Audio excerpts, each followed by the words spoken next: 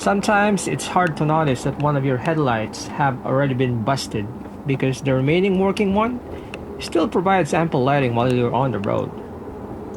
Maybe another motorist will surely notice it without a doubt, but do they care? I don't think so. But the man in blue will give you a run for your money. So get it fixed quick before you get pulled over, and worse, you'll get a ticket. I got pulled over once with the same problem, and I was lucky enough I just got a warning. Hatcher DD here again. Welcome to Daily Driving. How you doing? Hey, officer. Hey, you have a headlight out. Oh. It's on the passenger side, it's up here. Oh.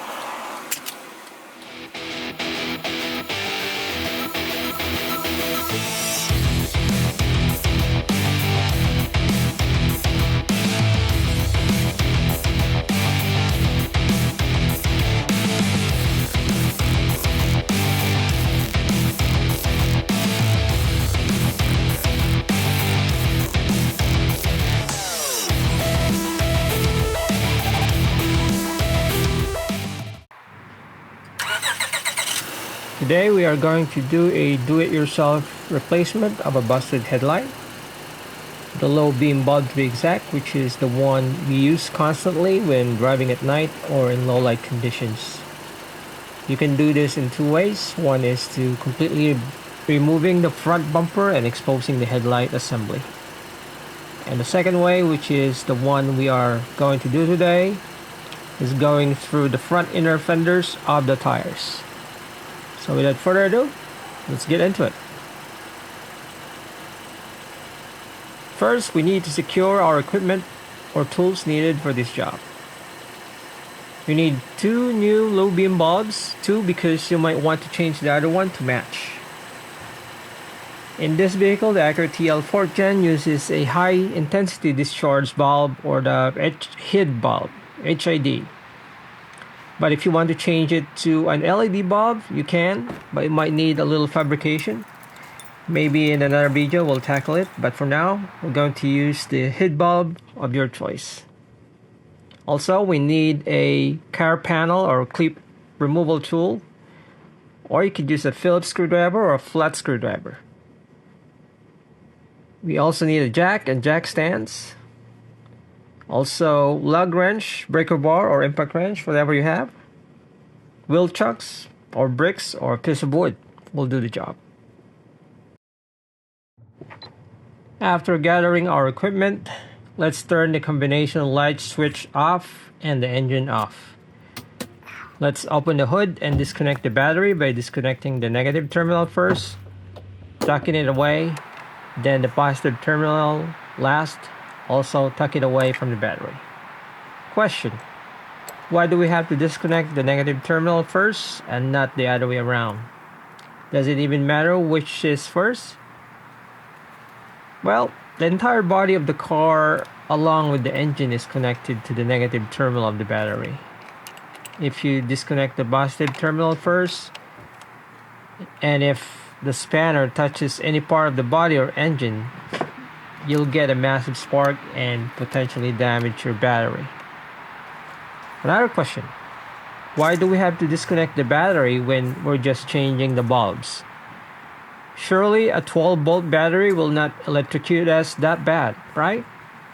Well, since we're changing an Acura car, this is according to the Honda manual, and I quote, "Warning, a transient high tension," which is equivalent to 25,000 volts, occurs at the bulb sockets of the high intensity discharge lamps, or the HID bulbs, when the combination light switch is turned on. That may cause serious electrical shock or electrocution if you do not observe the cautions. So there's a couple cautions that we need to be made aware of, so I'm gonna enumerate them all to you. One is to never turn on the combination light switch before fitting the HID bulbs to their bulb sockets and completing the reassembly of the headlight assembly. Second, do not service the headlights assembly in wet conditions such as rain, snow, or if you're near a sprinkler system, or when your hands are wet to prevent electrocution. That's kind of common sense. Then do not touch the surface of the head bulbs with your bare hands, and do not stain it with any oils and fats. Fourth, do not disassemble the inverter unit and the igniter unit. Lastly, do not turn on the head bulb by using a power source other than the battery mounted in your vehicle. So there you have it, folks. We have to observe those things. Alright, moving along. Put the wheel chucks in front and behind the rear tires to prevent the car from rolling. Loosen the wheel lug nuts, then jack up the front of the car, and then lower it under the jack stands. Make sure you're working in a flat level and solid surface before you even start jacking up the car.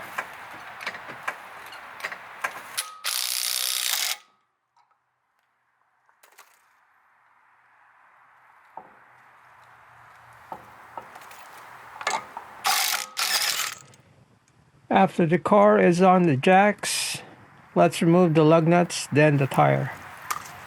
I usually put the tire underneath the car as an added protection just in case the jack and the jack stands fails. Now we could remove the inner fenders using the car panel or clip removal tool, or just a screwdriver for that matter, on the side where the busted bulb needs replacing.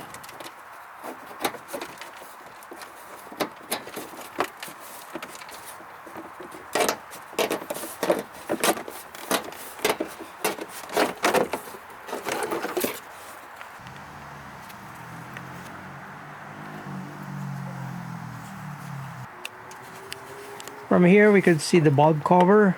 After we remove the fenders, we should turn the cover counterclockwise to remove it from the headlight assembly.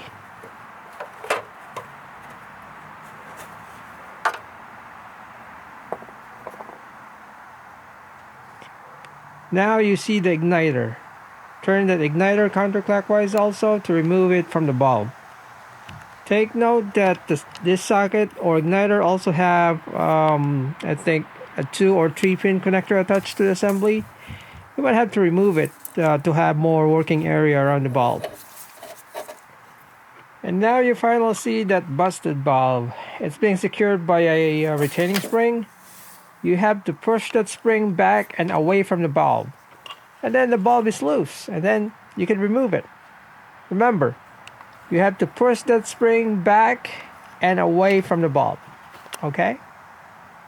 There's practically little or no space to work on in that compartment. If you have big hands, you might want to do it via the bumper removal way. And my apologies, it's hard to capture or shoot the bulb removal. So, fast forward, it's out.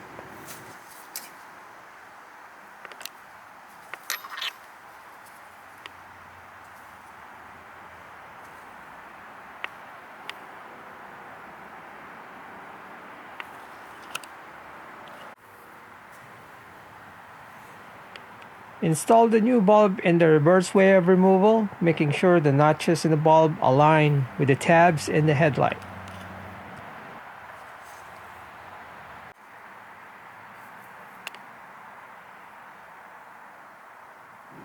Alright, next is we install back the igniter. Don't forget the 2-pin connectors that we removed earlier.